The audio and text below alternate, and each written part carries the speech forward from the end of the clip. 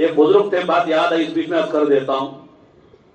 حضرت مولانا سعید احمد خان صاحب رحمۃ اللہ علیہ ہمارے اکابر میں گزرے ہیں. ابھی ماضی قریب میں حضرت کا انتقال ہوا. پوری زندگی مدینے میں گزاری اور مدینے کے قبرستان جنت البقیع میں آج آرام کر رہے ہیں. وہ ہیں ہندوستان کے، یو پی کے علاقہ کھیڑ گاؤں، وہاں کے رہنے والے، لیکن اللہ نے بہت جلدی مدینے بلایا اور اللہ نے بہت کام لیا ان سے عربوں میں دعوت کا. اور عجیب صفات کے آدمی تھے. ہمارے پڑوس کے بہت بڑے عالم ہیں، سب جانتے ہیں، مولانا طارق جمیل صاحب. ان کے بیانات ہمارے اکثر لوگ سنتے ہیں اور اللہ تعالیٰ کی عجیب ان کی عنایت اور نوازش ہے. اور ایسا قوت حافظہ آج ان کو اللہ نے دیا ہے کہ شاید انگلیوں پر گنے جانے والے افرادوں کے عالمی سطح پر. اور اللہ نے بہت نوازا علم. انہوں نے بیان کیا مدرسے سہولتیہ میں، مکہ مکرمہ میں. اب تو مدرسے سہولتیہ دور چلا گیا. پہلے تو حرم سے بالکل قریب تھا، 5-7 منٹ میں آدمی پہنچ جاتا تھا. لیکن آج وہاں جو ہے عمارتیں ختم ہو گئی ہے، مدرسہ ختم ہو گیا ہے. بہت دور کافیہ میں کہیں پتہ نہیں کہاں وہ مدرسہ منتقل ہو گیا ہے. تو وہ مسجد میں حضرت کا بیان تھا، ہم لوگ شریک تھے. ہر سال بیان ہوتا ان کا جب حج پہ جاتے ہیں. انہوں نے بیان کرتے ہوئے بات کہی تھی.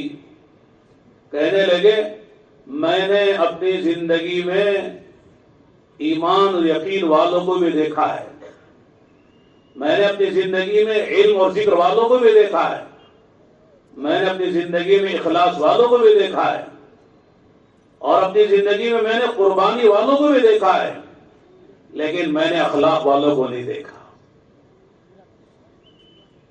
اور پھر یہ کہا کہ اگر دیکھا ہے تو ایک آدمی کو دیکھا ہے، وہ حضرت مولانا سعید احمد خان صاحب رحمۃ اللہ علیہ. اگر ان کو میں نے اپنی آنکھوں سے نہ دیکھا ہوتا تو میں اللہ کے نبی علیہ السلام کے اخلاق کو عملی طور پر سمجھنا مشکل ہوتا. کتابوں میں پڑھا اللہ کے نبی کے اخلاق کو، لیکن کسی کی زندگی میں وہ اخلاق ہو یہ میں نے نہیں دیکھے تھے جو میں نے اپنی آنکھوں سے حضرت مولانا سعید احمد خان صاحب رحمۃ اللہ کی زندگی میں دیکھا ہے. ایسا انسان واقعی ہم نے بھی نہیں دیکھا.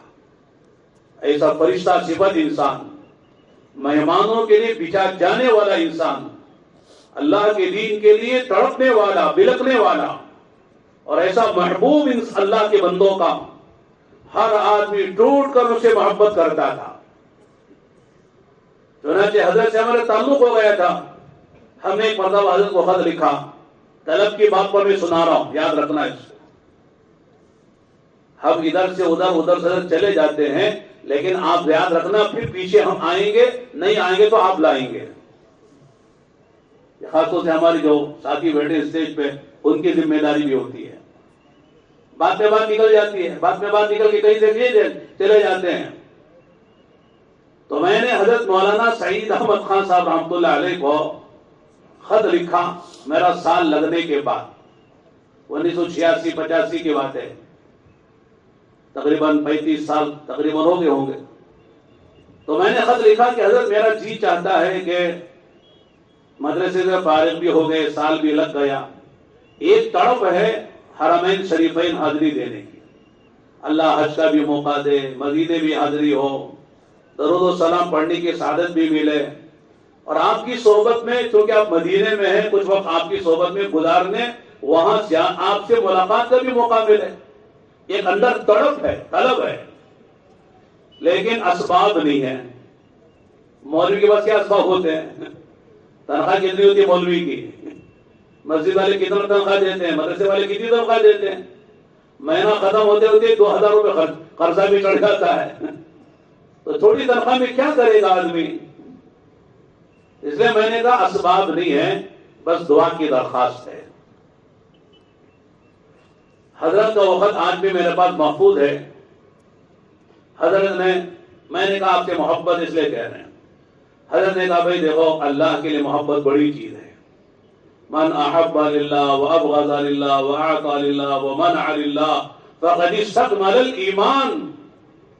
کہ جو کسی سے محبت اللہ کی وجہ سے کرے اور کسی سے آدمی دور اللہ کی وجہ سے ہے، بھائی برا آدمی ہے یا گناہ کرتا ہے اس لیے ہم اسے دور ہیں، کسی کو دے رہے ہیں تو اللہ کے لیے دے رہے ہیں، اللہ خوش ہوگا. اگر کسی کو نہیں دے رہے اس لیے نہیں دے رہے، وہ شراب پیے گا، جوا کھیلے گا، پتہ نہیں غلط جگہ پیسہ لگائے گا ہمارا، اس لیے ہم نہیں دے رہے اللہ کے لیے.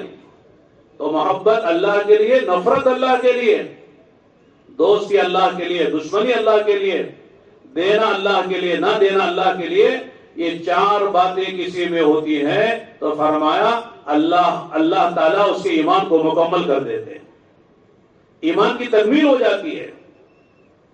چنانچہ میں نے حضرت کو لکھا تو حضرت نے کہا بھائی اللہ کے لیے محبت بڑی چیز ہے. آج محبتیں ہیں غرض کے لیے، کوئی غرض ہوتی ہے، محبت ہوتی ہے، یہاں تک کہ شوہر بیوی سے، بیوی شوہر سے محبت وہ بھی اغراض کے لیے ہے. کسی سے محبت دنیا کے نفع کے لیے ہے، دنیا کے فائدے کے لیے ہے. اللہ کے لیے محبت بڑی چیز ہے. میں نے کہا کہ اللہ تعالیٰ آپ کی ہماری محبت کو اللہ اپنی محبت کا ذریعہ بنا دے. اللہ کی محبت بڑی چیز ہے. پھر فرمایا کہ تمہاری تمنا اور تڑپ بڑی چیز ہے، اور اس کے ساتھ تم نے قلت اسباب کی شکایت کی ہے کہ یہ میری تمنا پوری نہیں ہو سکتی اس لیے کہ میرے پاس اسباب نہیں ہیں. میں شرح کے ساتھ بات کر رہا ہوں. پھر فرمایا کہ قلت اسباب کی طرف نگاہ نہ رکھو، طلب صادق پیدا کر لو، اللہ بغیر اسباب کے پہنچائیں گے. سمجھ میں آیا؟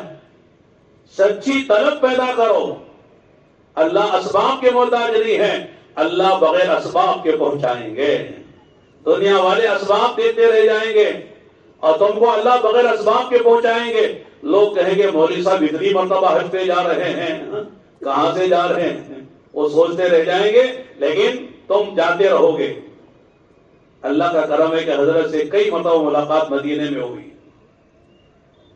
میں عرض کرنا چاہ رہا ہوں کہ سچی جو طلب ہوتی ہے بندے کو، اللہ تعالیٰ اسے محروم نہیں کرتے.